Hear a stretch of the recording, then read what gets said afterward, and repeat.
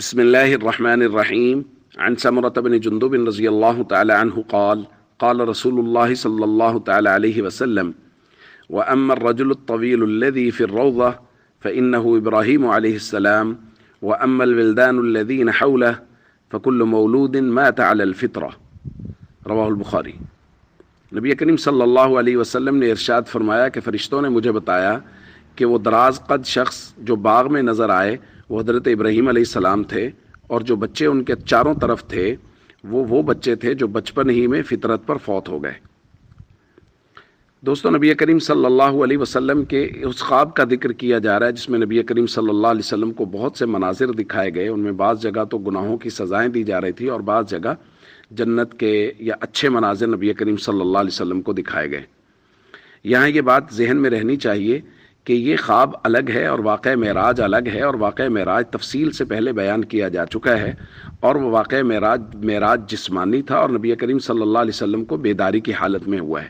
یہ ایک الگ خواب ہے جو نبی کریم صلی اللہ علیہ وسلم نے صحابہ کرام کو سنایا۔ حضور نے فرمایا: فَأَتَيْنَا عَلَى رَوْضَةٍ مُعْتَمَّةٍ فِيهَا مِن كُلِّ لَوْنٍ رَبِيعٍ، پھر ہم ایک باغ میں آئے جو بڑا ہی سرسبز تھا اور اس کے اندر بہار کے ہر طرح کے پھول تھے، اور اس کے اندر ایک لمبے قد دراز قد شخص تھے اور ان کے ارد گرد بہت سارے بچے تھے۔ حضور نے فرمایا اتنے بچے کہ میں نے پہلے کبھی ایک ساتھ اتنے بچے نہیں دیکھے۔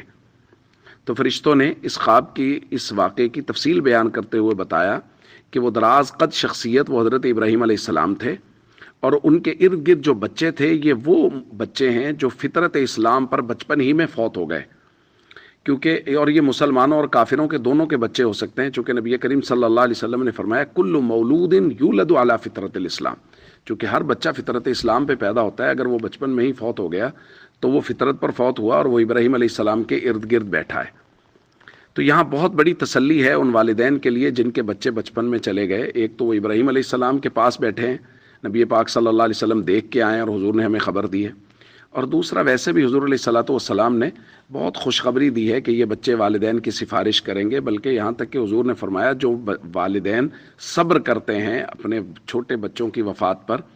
تو اللہ تعالیٰ فرشتوں سے کہتے ہیں کہ یہ مشکل وقت میں میرے بندے نے صبر کیا ہے اور میری تعریف کی ہے، تو ابنوا لہ بیتا فی الجنۃ وسموہ بیت الحمد، اس کے لیے جنت میں ایک گھر بناؤ اور اس کا نام بیت الحمد رکھو۔ اس لیے جن کے بچے بچپن میں فوت ہو گئے ان کو اللہ کی رحمت سے ہمیشہ امید رکھنی چاہیے، بلکہ یقین رکھنا چاہیے کہ وہ ہمارے لیے قیامت کے دن سفارشی بنیں گے۔ السلام علیکم ورحمۃ اللہ وبرکاتہ۔